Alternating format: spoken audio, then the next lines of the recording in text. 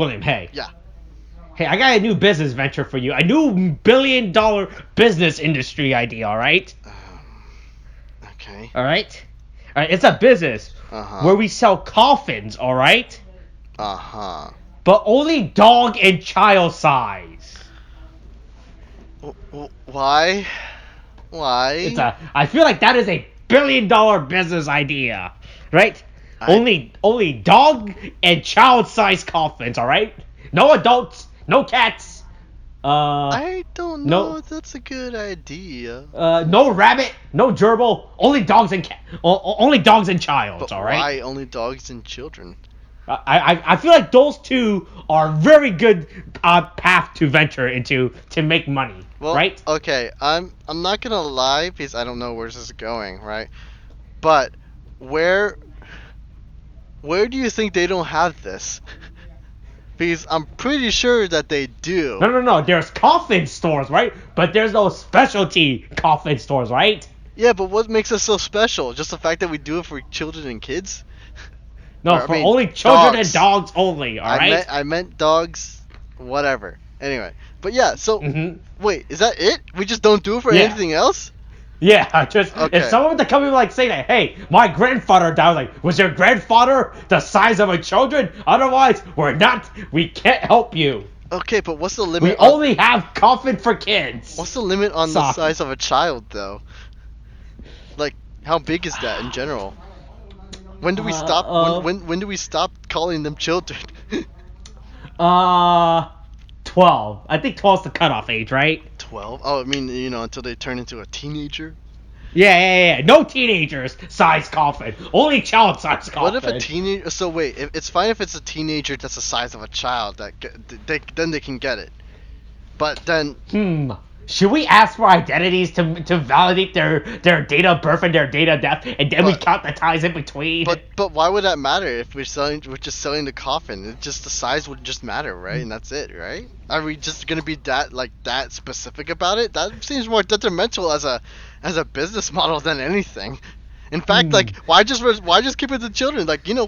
Adults die all the time.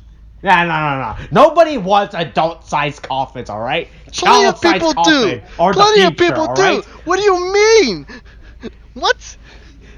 Well, you gotta think long-term and into the future, all right?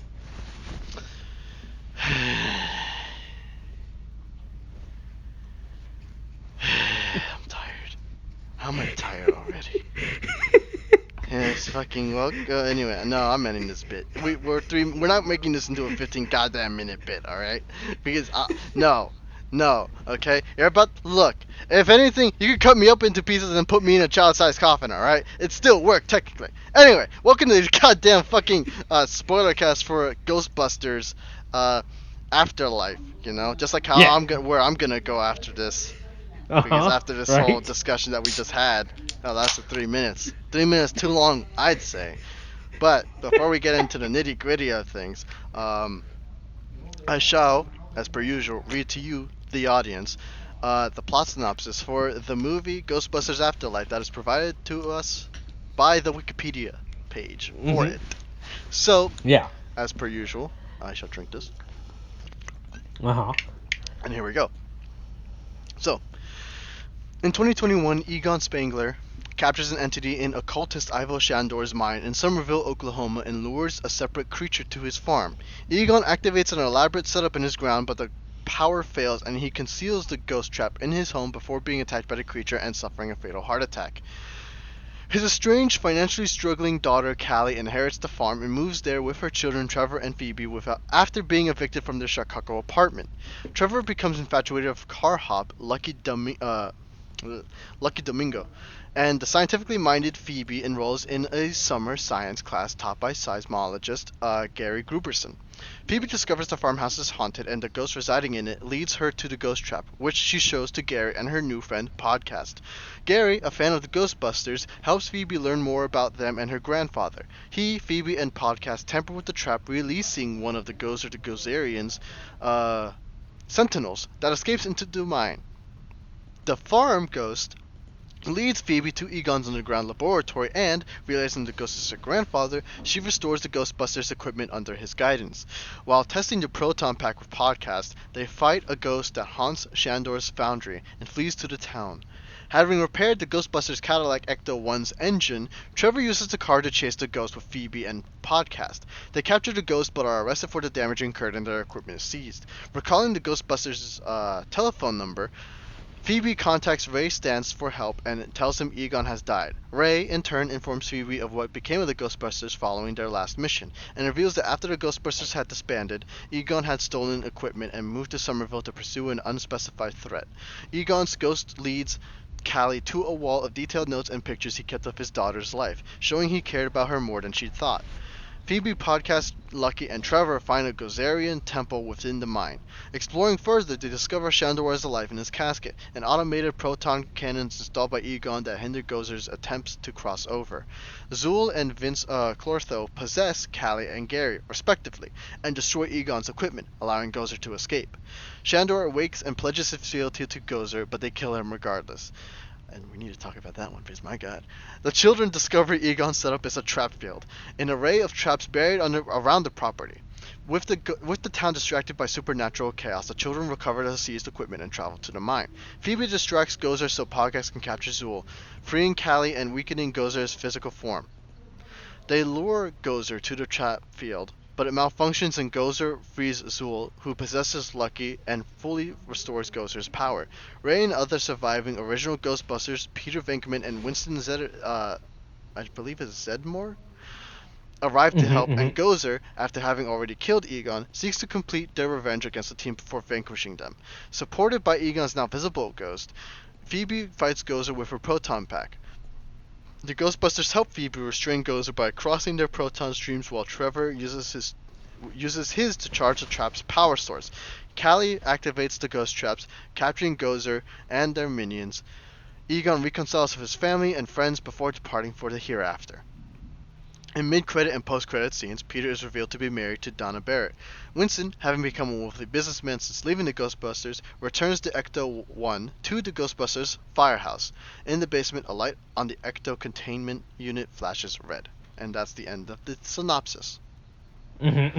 So, there is a good bit to talk about with this movie. I guess first and foremost, if people are curious, this is definitely better than the third movie, the reboot, or the soft reboot that it was supposed to be, right? Yeah, that's right. That's right. There's no women in this movie, right? Yeah, no, there are definitely women in this movie. We've since identified the fact that, like, well, the previous movie had its issues, but a lot of it was mainly because, like, when you get improv and you mainly do improv, it doesn't work as a movie in total because it's a lot of improv that just doesn't really connect to the story in general. That was one of its major things. In this one, though, this is more strictly, the jokes are written in along with the story, so we actually get plot progression with the jokes along the way.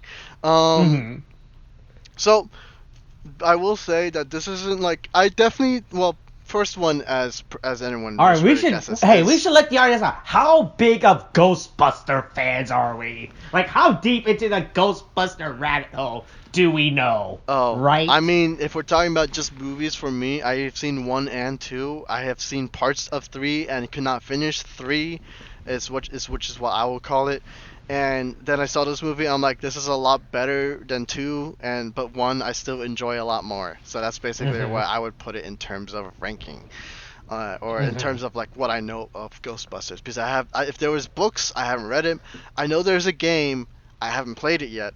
I do plan on it because people do enjoy it a lot enough that they consider it the third one technically, at least in terms of, like, fans liking a product. Books, I have not read any. TV shows, like animated TV shows, if they've had them, I have not seen. I'm strictly movie and movie only. That's I don't how what's your knowledge on Ghostbusters? How deep does it go? Right, I'm just a casual Ghostbuster fan, right? Like, I know there exists other outside medias like the comics, the TV show. By the way, you can watch the full TV show on YouTube right now for free. Like that. They just straight up put that the. It's real funny, right? Right, because you know about the whole Ghostbuster IP, the fiasco, right? The Bosco, right? Yeah. Right. Yeah, you know about like how there's like no. Like how there's like another media franchise called Ghostbusters, right? But when Sony, Columbia, whatever the fuck, made the Ghostbusters, right? They fucked up and they didn't ask for the trademark or copyright it correctly. So when the other Ghostbusters released their TV show and call it the Ghostbusters, so Sony in retaliation, when they released the animated TV show, they call it the real Ghostbusters, right? Really? They really did that, huh? Yeah. Oh, that's great. Right. Yeah, because it turns out, hey, somebody should have looked beforehand about hey, check out your copyrights and your trademarks and all that shit, right? Say they get that done correctly, right? So that's how there's two animated Ghostbusters show, one called Ghostbusters and one's called The Real Ghostbusters, and they're both unrelated to each other, and only one's actually related to the Ghostbuster Sony franchise. Oh my god. I mean, yeah, Sony's a wonderful company sometimes, ain't it? Yeah. Hey, look. Hey, I'll get that Aunt May movie. That's one day, all right. I want the movie where she bangs Norman Osborn, all right. Okay. I'll get that movie, all right. You know what? You can go ahead and make it yourself if you want. Just don't, just don't call it Spider-Man or Aunt May movie. Just keep it. Just do what Disney's doing with Daredevil and everything. To just say, oh well, this is Daredevil, not Daredevil, but Daredevil. It's legally distinct Daredevil. Legally distinct Daredevil. Yes, exactly. Yeah, I had to explain to my friends that recently, by the way, about how the Charlie Cox in No Way Home isn't the same Charlie Cox in Netflix Daredevil, right? Because they don't understand how the copyright works with Daredevil. Oh, right? God. Imagine. Oh, God. You have to teach your friends about copyright in general, dude. No. I had to teach them. I had to explain to them how. No, not copyright, but how the right. Have you watched Hawkeye? Or do you know about the Hawkeye? I know the big about Hawkeye twist. No. Right, about how Wilson Fisk is in Hawkeye. Yeah, I do. I heard about that. Yeah. Yeah, but Disney legally cannot say this is Netflix's Wilson Fisk or this is Netflix's Daredevil, right? And that they have to make actual differentiation that say that these are different versions of them, just happen to be played by the same actors, right? Mm-hmm. Yeah, I had to explain. It was a whole thing. Yeah. Anyway, back to my So I'm a casual fan of the Ghostbusters, so. Right, well, coming into this, right, like I'm not a big Ghostbuster, you asked me, I know Ghostbusters, yeah, that's what's up, yeah, it's about the guys, about the boys, and getting ghosts, who you gonna call, I don't know the Ghostbusters theme. Wait, you really don't know how the Ghostbusters? Oh wait, nope, that's the Price is Right theme. Oh, okay. You don't remember that? Ghostbusters. Okay, now I remember. Okay. For some reason, I had the Price is Right theme stuck in my head for some reason. That's a really catchy tune, all right? I mean, they're designed to be catchy, so I'm not surprised. Yeah. So. Yeah. But yeah, I mean, okay, but yeah, so we're all, I guess. All right, yeah. So I enjoyed this movie casual. except for one character. All right. Is it, and just off as a random. I'm gonna assume it's main cast instead of primary. Okay. Was it Phoebe? No, I liked her character. Okay, good. Was it Trevor? No. Was it the mother, Callie? No. Okay, so not main cast then. Okay, yeah, primary cast. Okay, so I mean I consider those the main characters. Going from there, Gruberson, I would think no. Who the fuck is Gruberson? Paul Rudd's character. Paul Rudd's character. Oh, Paul Rudd's character. No. Paul Rudd's character is just a dork who's trying to get laid. Okay. All right, who's trying to hook up, who's trying to bang Phoebe's mom because they make the joke about it in the movie. I like that. Yeah. Yeah, I like that joke. I like how serious they were. Like, oh yeah, you're just trying to bang my mom. Like, wow, you can just hey. Hey. It's great. I love that they make jokes on that. Okay, so is it podcast? Yeah. It was podcast. It was podcast. I did not like that character. I had a feeling it was podcast, but I didn't like. Okay, that might not be the most obvious. That while it's obvious, maybe it's different. Maybe I'll give Austin the benefit of the doubt of how well I know him. No, it was podcast. I should have figured. Yeah. All right. Okay. Why do we not like podcast here? Hey, I just think he was a really annoying character. Like they tried him as this comic relief character, right? But I was like, you're not doing. I have nothing against this child actor, right? No, right? Because he's a child actor. Yeah, for sure. Right? And we ignore my fact for the fact that I hate all child actors, right? And I want them to be, I want them to be in a coffin, you know, right? Right? Wait, is that why you were telling me this shit? You want to? No. What? No. It has nothing to do with that, right? I just don't like child actors in general, right? Right? I just didn't like his character in this movie. I felt like he was supposed to be the comic relief character, but was like, yeah, you're not a good comic relief. Like, Paul Rudd as a comic relief character was way better, right? If you remember the fact that he's like a 30-year-old man hanging around with a bunch of elementary school kids after school as they go explore a cave. Okay. Bio, right? Yeah, right? I mean, and then when you think about it, I was like, oh yeah, hey, we should probably just have Phoebe hang around with another child and not a 30-year-old school teacher in the middle of nowhere. But here's the thing, look. For you lonely single guys out there who are looking to get with a mom, okay, like a MILF, a soccer mom, whatever kind, okay, fucking cougars or whatever the fuck you call them, right? You meet them, then you befriend the kids, then they're like, oh, good dad material. Then you're going downtown, my guy, down fucking town with the mom. Ha! See, that's how you do it. To the kids, okay? You manipulate the thing she loves most so that she loves you instead. Okay. Okay. Don't take that as for real advice. Oh, but look, just be a good person, you'll be fine. No, you can take whatever you want as advice, all right? Okay, well, technically you can. Don't take that as official advice from me. I was just trying to make a joke. If you take that as real actual advice, things go poorly for you, not my fault. Just saying. But, anyway, so... I mean, I guess I can kind of see what you mean. He's okay to me. He wasn't so distracting for me because he's just like, he's like the character who was helping basically Phoebe, you know, out of her shell as well. You know, I mean, there was several characters that help get her going. You get Paul Rudd's character. You get Logan Kim. Yes, the name of the actor for the podcast. Yeah. But basically, you get Gruberson podcast and basically the grandfather to basically help her find herself and her place in the world because she always felt like the odd one out, that kind of thing. I mean, the thing is, okay, but so I mean, I mean, he's necessary, but I don't find him annoying. Is what I'm trying to say. I mean, the thing is, even then, even if you might find him annoying, he's not a useless character, which is what I appreciate because he's actually helping out and doing stuff. Big example. I mean, you know, I guess it's a big example, but like you have him basically helping to attack the small Stay Puft Marshmallow Men. You know, when they're messing with equipment, when he actually just like, oh, you know, I have a taser. Fuck you, taser. Let them blow up and everything. You know.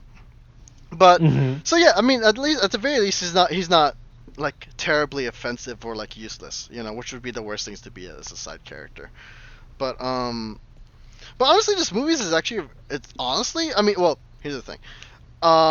If you're expecting this movie to be exactly like the first Ghostbusters movie, it's not going to be that. And honestly, I don't think there's going to be a movie that will ever really be what the first Ghostbusters was, right? People have commented on this a lot, and it became apparent after the second one, which is why the conversation always happened. But like Ghostbusters is like lightning in a bottle kind of movie, right? It's hard to capture lightning in a bottle twice. So, which is why the second movie didn't pan out so well, and why, you know, maybe Ghostbusters, the first Ghostbusters, not the first Ghostbusters, I'm sorry, the third Ghostbusters I'm talking about, with the soft reboot with the whole the whole female cast, didn't work as well either, because I think a lot of what they're like a lot of those movies are trying to do is they're trying to be Ghostbusters, they're trying to be the first one, just like the first one, and typically with those they've failed utterly flat, right? As is apparent by the two sequels that came out. Now, for this movie, the thing is, the movie isn't really trying to be like Ghostbusters. It will obviously pay homage to to the first movie like a lot, right? But But the thing is, this movie is more or less trying to kind of like, especially in the beginning, it's trying to kind of find itself in the beginning. It feels, because it's just like it's going to be something different, right? Like there can be some similarities, right? But for one thing, this movie is essentially like, is more of a family drama than anything within the Ghostbusters universe. And but the thing is, because they kind of like took that and then went with it, they were very basically saying, yeah, we're the Ghostbusters universe. We're not trying to be Ghostbusters, but we want to be a part of the story, right? But by being its own thing. And that's what makes this movie a whole lot better, because it's not pretending to be like Ghostbusters. It acknowledges it and says, we are a part of it, but we are not it, you know. We like, and they work themselves, you know, basically fairly well within this movie. It's not like, it's not bad. It's a really, I really like this movie a lot. Don't try to get me wrong. I know there's a lot of stumbling on my part in trying to talk about this movie, but it's different, but it's funny, and it's better charming. And I don't hate this movie. This is definitely a good movie that I think is good to watch. For one thing, there are very few problems with it, and they're mainly for me they're story bits. So I guess let's go into the why we like it. Okay. So I mean, a lot of it for me is the fact they really like, this is not something you see in terms of like sequels or reboots to movies, right? They really let the characters really breathe and grow and find themselves. It doesn't go straight into like the whole Ghostbuster wackiness that some people would think is what Ghostbusters is about, right? This goes into, again, this acts as more as a family drama, and like people like, this is a family, this is like, you know, poor, evicted, and they had to find, they were left this dirt poor fucking farm, right, in the middle of nowhere, and they have to make do with that, because they know nothing about the grandfather or whatever, or and so this is basically, you know, they're trying to find their own 2 feet, trying to learn to stand up, and basically like, okay, this is who these characters are. This is how they interact with each other. This is how they start making friends, start coming out their shell. You know, they start settling in, and then once they're settled in, that's when like around the 30-minute mark, I want to say, it's like. Once those 30 minutes are done to really get us settled with these characters, we finally start going into the ghost stuff. But even then, it's not immediate, right? It's just hints of it and just building up towards the story. Right. Like the whole, oh yeah, there's this mysterious cave. There's like there's this old there's this door, right? Hey, like check out this ghost ancient, trap icon. Yeah, there's this you guys, you remember map. Ghost traps? You know, right? Yeah. And it's great to see that, right?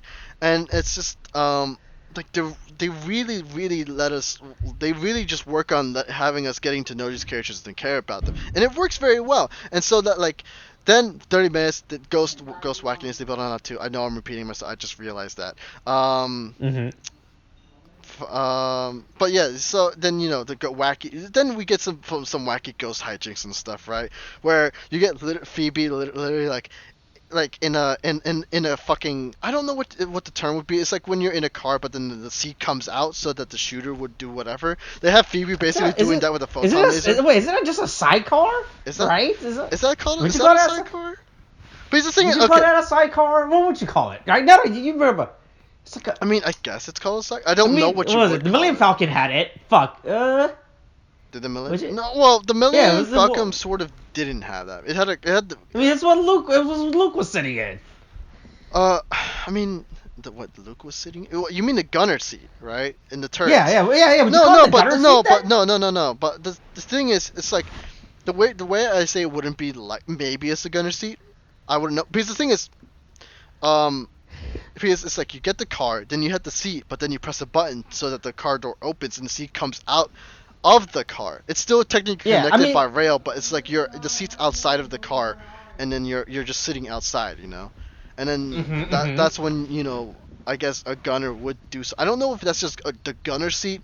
I wouldn't call that a sidecar, because a sidecar for me is just like it would be like adding an it's an attachment. actual attachment on. Yeah, an actual Yeah, I mean, yeah, I'm gonna attachment. call it a gunner seat if that's the case. Yeah, but yeah, you get the gunner seat thing happening, right? And then the gunner seat, it's Mm-hmm. like, I mean, again, you get this all this you get muncher, which is it's like it's basically their slime Yeah, or hey, whatever remember you fucking call them, slime? guy. Remember Slimer, kids? Kids love Slimer. Hey, bring back the Ecto Cooler High C. All The right, I want that ecto cooler. back. No, but like Hey, look. yeah, Hey, look, that's hey, look, hey, hey, look. When they released the Ecto Cooler High C, right? I bought like 5 packs of them, right? uh-huh. No, I Okay. think I bought more than 5 packs. I stocked up on a good amount of the Ecto Cooler High C, right? Because, right? Mhm. Hey, I mean, I want more Ecto Cooler High C. All nah, right. we're not getting any more ecto cooler high C, okay? You have to just accept it's a pipe dream. It's gone now. Just like with the ghosts. Okay? Hey, They can I they all buy the Ecto Cooler? Oh, Let's but see. I mean you could Oh maybe. wait, it came out last year. What? It came back last year, When did this movie come out? 20 last year, right? November 19th. November 19th.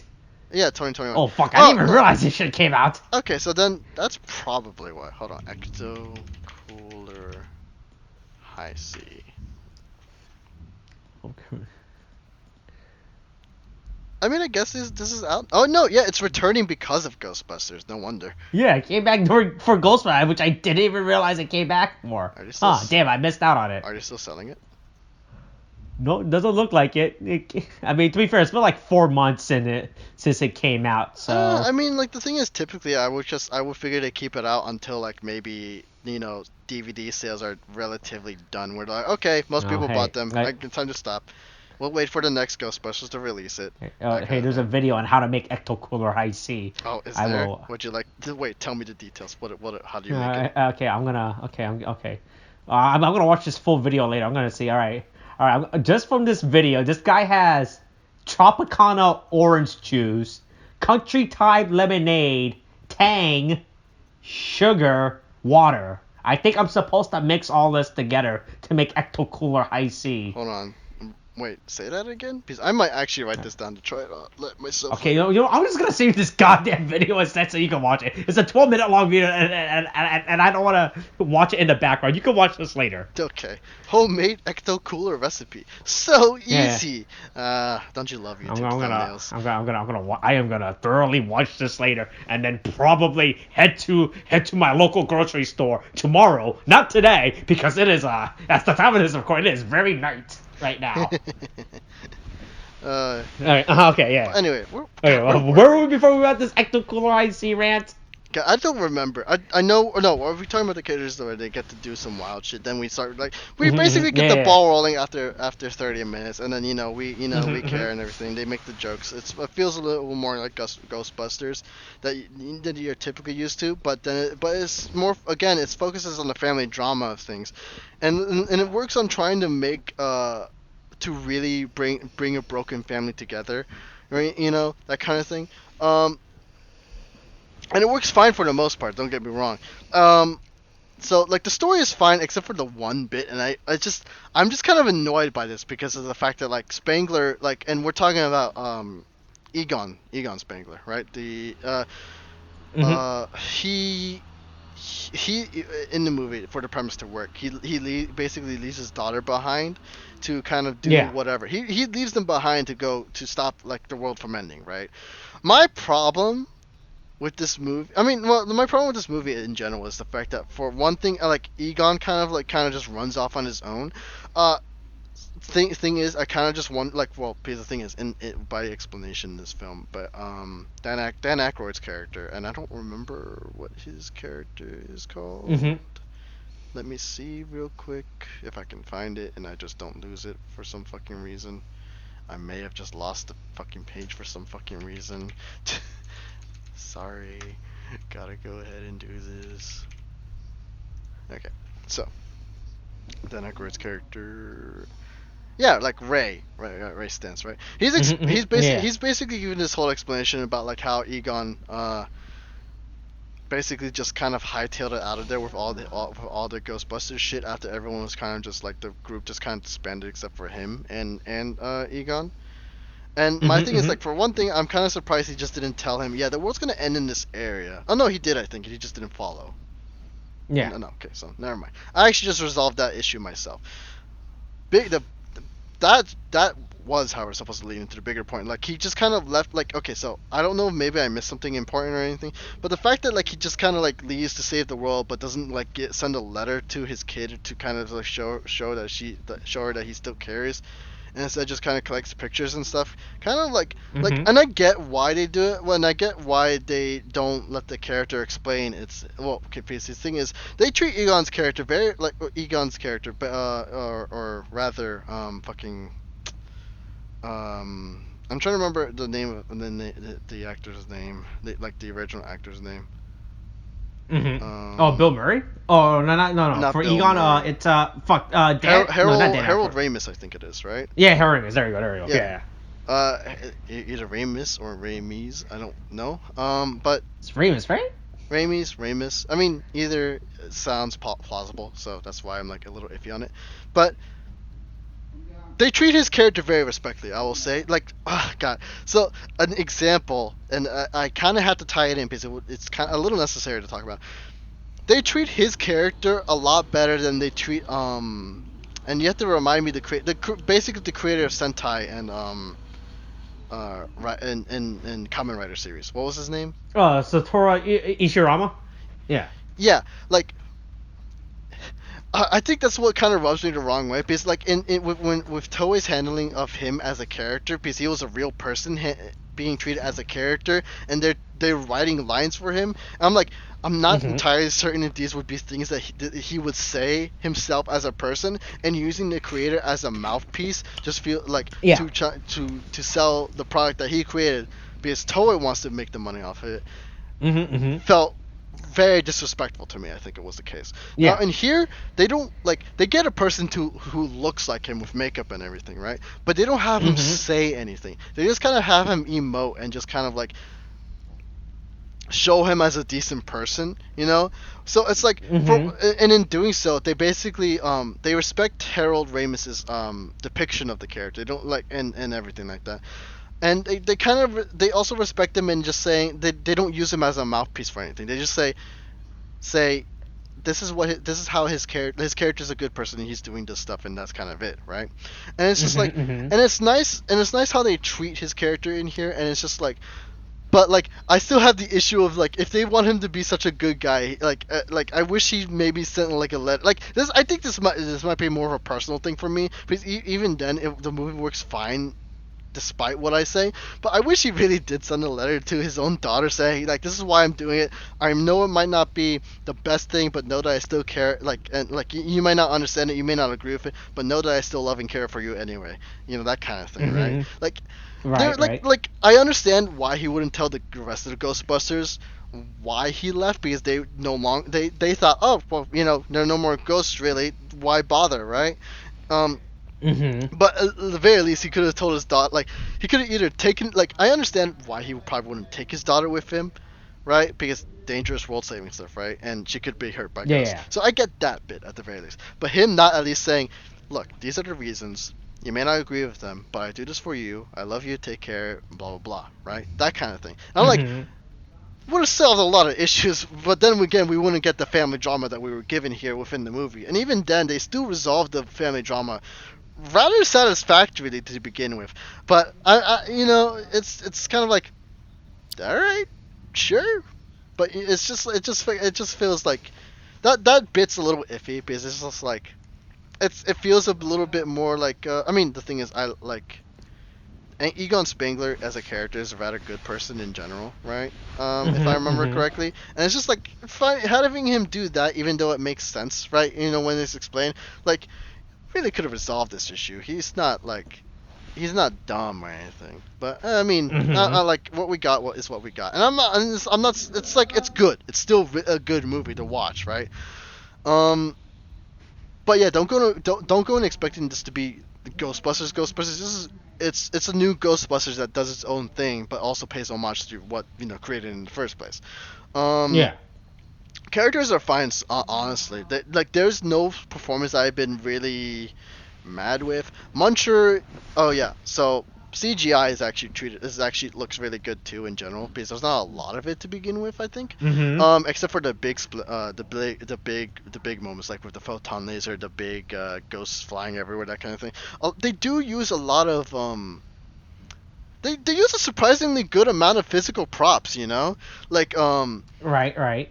with the I mean, the Keymaster, I guess, right? I don't remember the names of the ghosts in general, but you know, the one that possesses one to become the Keymaster, whatever, which I just call the Keymaster.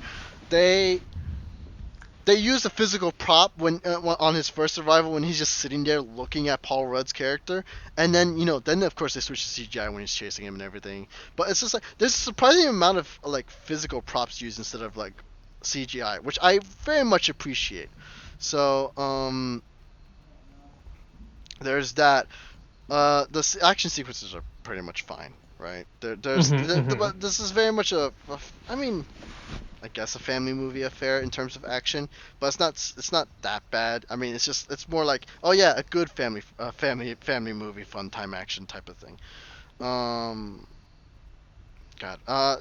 Everything it pays homage to, like when it does with the Stay Puft Marshmallow, it does not overstay its welcome, and it's done in a very creative way where it's not just the same thing over and over again. It's just a little bunch of fucking smaller marshmallow guys, which is who are still surprisingly terrifying because oh my god, they eat each other. They're fucking cannibals. What the fuck? Like, did you catch the bit where the Stay Puft Marshmallow dude like just was on the grill and decided to fucking just like kill itself on fire and just and do a fucking Terminator reference? It was legit sticking its own thumb up as it was fucking melting down in the fire. Pretty great. Yeah. Oh, also, Austin, you know your dream, your dream of like Roombas fighting each other. Yeah. Just my number one dream. Yeah, just your number one dream. Well, you should just go ahead and get yourself some Stay Puft Marshmallow dudes and have them fight to the death by jousting on a Roomba. That's what you should do. Boy, hey, I'm really glad Stay Puft Marshmallow kids are really happy with killing each other, right? It's like they just constantly stab each other and just do whatever. It's so weird. Straight up trying to murder each other. It's so fucking weird. It's like so fucking Is it nihilistic? No, it's not. It's very morbid jokes, but they're very morbid. There you go. Yeah, but they're honestly straight up murdering each other. It's like the funniest thing. Like, it comes out of nowhere, right? Because I thought these were gonna be like cute. I thought these were like stupid little mascot, right? That just shit posts around. But no, they just start on murder, right? I thought they were gonna murder regular people, but no, they just started murdering each other, which is pretty fucking funny as hell. Yeah, honestly, it's fucking great. But I mean, like, I didn't dislike any of the characters. I didn't dislike any of the homages that they were doing. Honestly, they just basically just. I mean, if we really want to go bare bones, this is kind of on top of the family drama. It's just basically like the first movie again, but also treated like it's not. It doesn't end it doesn't end the same. It doesn't begin the same, and they're just kind of reusing this to kind of really as a stepping stone. But like, it's fine. It's like it's a lot better than Force Awakens, a piece of considering what that led up to. But like there are rehashes in certain plot points, but there's not a rehash in like in the plot at large. So that's why it's like it's a very fresh movie using certain like plot elements from the original to kind of facilitate the story that they want to tell. And I think that's actually pretty cool. Because they didn't do badly at all. And it's actually well shot too. Because it's certainly better than just kind of like I always felt like the Ghostbusters, what was it, 2017, 2018? Which one was the one that came before? Whenever that came out, the 2016, yeah. Yeah, the 2016 one. It's a lot better than that one, at least in terms of shot, in terms of cinematography and generally everything, honestly. But I'm trying to think of where else I'm trying to talk about with this movie. Like, I didn't really find anything to be disappointed with this movie. I'm actually pretty much just fine with it, you know. But I don't know. What are your thoughts on it? Yeah. I enjoyed this movie. I enjoyed watching this movie. Right, definitely in comparison to the which a lot of people already shit talk enough about, right? Yeah. They do. Right. There's no reason for me. Right. If you people know what's wrong with it, right? Because I like the fact that this movie continues that story, right? Alright, fuck. I'm not gonna go to a quick menu. Alright, Right, my problem with the 2016 is that it does that weird fucking problem that Hollywood keeps doing, where they try to take a media franchise, completely ignore it and say like, hey, we're doing it better, right? Right, Yeah. we're making quote unquote making it better while completely ignoring, throwing away everything that the original IP, license or franchise license or whatever the fuck did and everything, right? That was my problem with the fucking Batwoman TV show and why everyone hated it in the first season when Batwoman came in and said that, hey, Batman did it, but I can do it better, right? As I steal all of Batman's stuff. As I steal the Batcave and all of his money and equipment and say, I can do it better. I was like, can you do it better though?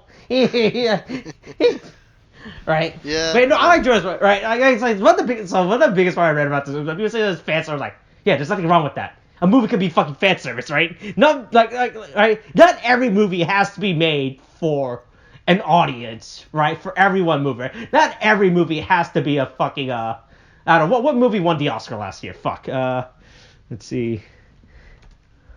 That's a good question. I didn't watch the what the Oscars. fuck won the okay, let's see. Not every according to this Nomadland? Nomadland? Nomadland, the movie by Chloe Zhao. Okay, that's Yeah, right. Not every movie has to be like, hey, here's our big artistic fuck. Hey, you know, a movie can just simply be a giant lizard fighting big monkey. All right, I don't need a big character study about the human life cycle and life. I just want to watch a movie about people fighting ghosts. Does this movie have people fighting ghosts? Yeah. Is there an afterlife? Not really. I mean, the afterlife is mentioned. I would be cool if they find an army of ghosts. You know, but whatever. I'll give it, right? Whatever. Right? Yeah. Hey, look, right? Like, I enjoyed this movie for what it did, right? Like I said, right? Because going to this, I was like, all right, because that was the thing about this movie, is like how they're like, hey, we're gonna honor, or because the person that directed this movie is the son of the person that did the original, the first two Ghostbuster movie, right? Right, he's the son and everything. Right, he's like, yeah, hey, I know what my dad made. I'm gonna honor what my dad did and what he created. Like, hey, and continue the story, but basically a continuation of the story while doing a new twist. Like, I enjoyed this movie. I like the cast. I think the actress that played Phoebe, is that how you pronounce that name? Is it Phoebe or Phoebe? Phoebe, right? I think she did a great. I liked her character actor, right? And here's the best part: her gender never played a fucking role to her. She was just like, right? Right? Like her being a female, like being a female character was irrelevant to me at any point. Like not that I was like at any point as well. I was like thinking, hey, this is a good thing. This is being played by a female character, right? Mm-hmm.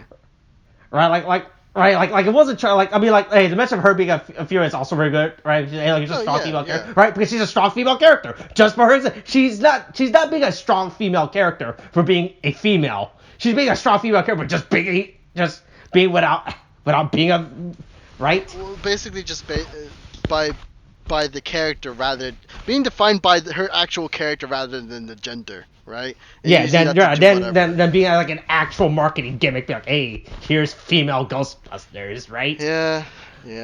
I mean, I enjoyed this movie from and everything, right? And from a basic casual Ghostbuster fan watching, she was like, yeah, like I enjoy it, right? Honestly, if I saw like with the exception of my hatred of the character podcast, you know, and the fact that he needs to tell people to go listen to his podcast and everything. And hey, by the way, podcast is a shitty name. Don't name yourself podcast.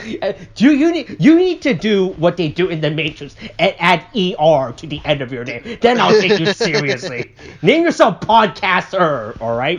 Then you'll be a real. Did they ever mention his name, by the way? I'm actually curious. No, they did not. According to this movie, he's just straight up called Pod, which makes it way more hilarious and more funny to me, honestly, if anything. Oh my God. Which is actually pretty funny. And I hope they do make a sequel to this. They never bring up this character's name. Like, they should just never legally this character. Oh my God. Right? Like anytime you would see like some weird identification, right? just fucking just have it always be podcast, right? Or like if he ever gets arrested for the police, as soon as the police would say his name or show his file, we do a quick cutaway to another scene or something obscures his name, right? So that we the audience will never see this character. I hope he is actually just a podcast canon from now on, right? He's just called podcast. He'll never get a name. Yeah. Yeah, actually continue that running gag with this of him just being named by will actually be hilarious if anything, right? Yeah. So I enjoyed this movie for what it did. The movie was great. The Ghostbusters movie was really fucking weird. Right? They're all old. Jesus Christ, Bill Murray's old as fuck. He's like I don't have time for this. Yeah. Right. But I still like the fact that they brought back the original Ghostbuster. Right. I was going to what you were saying earlier about the Egon Spengel bit, right? When they had it did felt really weird for him to have this actor come in, portray him, be like, hey, this is what his actor's like. This is really fucking weird at some point, right? But, I mean, okay, so wait, are we talking about because I know because there's Egon, fake Egon, I'll call him, right? And are you talking about more about them reacting to him or something, or is just what? Hold on, because I'm trying to. Yeah, right, yeah. Like when he comes in, because he was like, oh yeah, I understood that he died. I was like, I guess he's a ghost, but he stayed along way longer than I guess he has a contract with the Ghost Devil, and he's like, hey, look, let me stay on Earth for a few more seconds, right? And I also love the cast reaction to when he came back, like, oh fuck, you're just here, right? I was like, oh fuck, this we can do this? Is this a thing we can do? We just fucking appear as ghosts whenever we want, which is just fucking great, right? When he shows up. To be fair, and I get what you mean by that, but I also it's also because it's to kind of have that the finale on the emotional arc that they were going through, at least for the family and everything. And to be fair, they do dedicate it to the actor who has unfortunately passed away. So. And I kind of get it. It's kind of paying respects to the character and the actor, and it's definitely a lot better than what they did with Carrie Fisher, in Star Wars.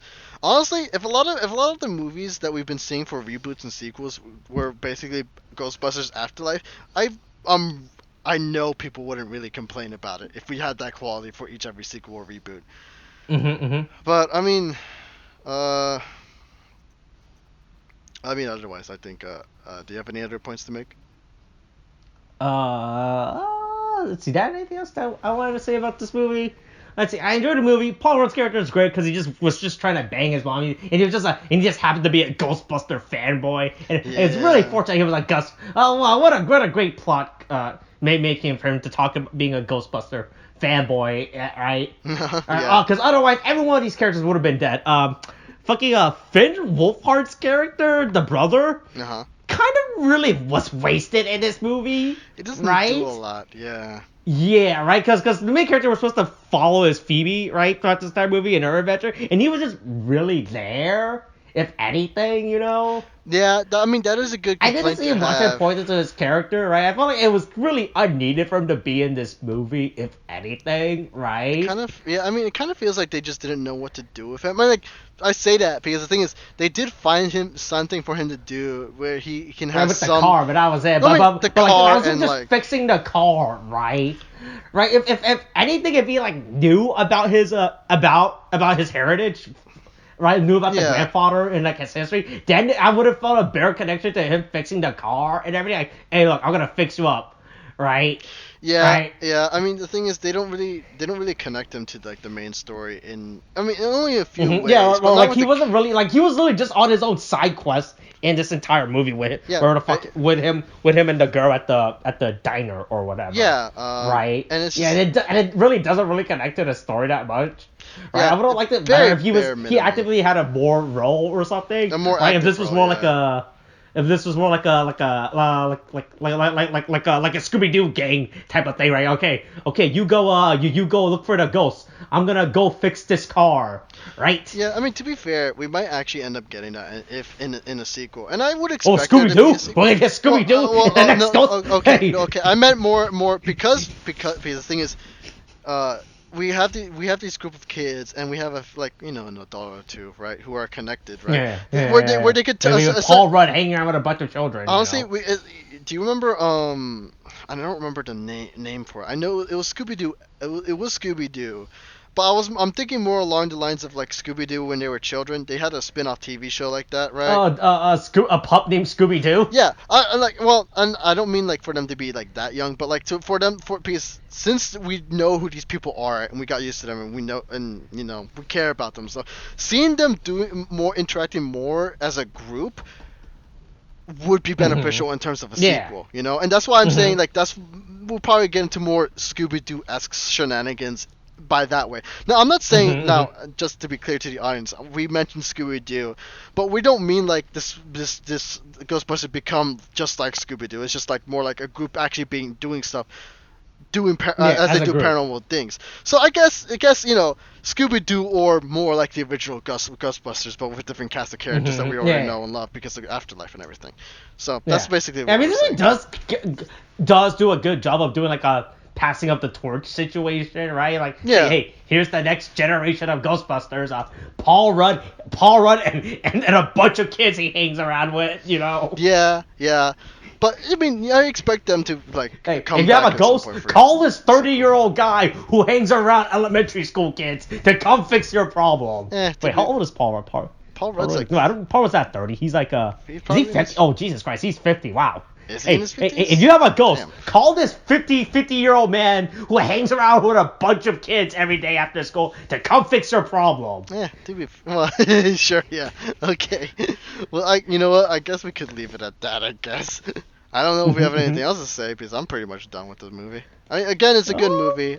It's very, very solid and it's enjoyable. Yeah, I enjoyed it. Right, like I said, I don't understand the people's criticism of it being too fierce. There's nothing wrong with that. Right, not every movie has to be made for a fucking general audience. Like every single fucking person has to watch and understand. Movies can just be made for a specific demographic or group. Right. Yeah. Right. And honestly, Hey, Godzilla vs. Kong was robbed of its Oscars, all right? I'm just gonna say that now. It was fucking Hollywoods are a bunch of cowards, all right? Like I should have known Godzilla versus King Kong wasn't gonna win an Oscar when they protected Harvey Weinstein, all right? That was the tipping point for me, all right? Okay. That was. No, we're done now. We're ending this. We're not going no further. I'm ending this now. This is my podcast now. This is my podcast now. Honestly. This is your No Man Land. Oh, okay. Now. Okay. No, now we're actually fucking done. All right. I mean, I guess since I said it. Well, this is the end of the podcast. Get the fuck out of here. Remember, COVID's still a thing. Wash your hands. Wear a mask. Get your shots. The booster's a thing too now. Make sure to get that too. It'll help against the Omicron. Trust me. I know. Anyway, so take care. Okay, thanks. Bye. Okay, thanks. Bye.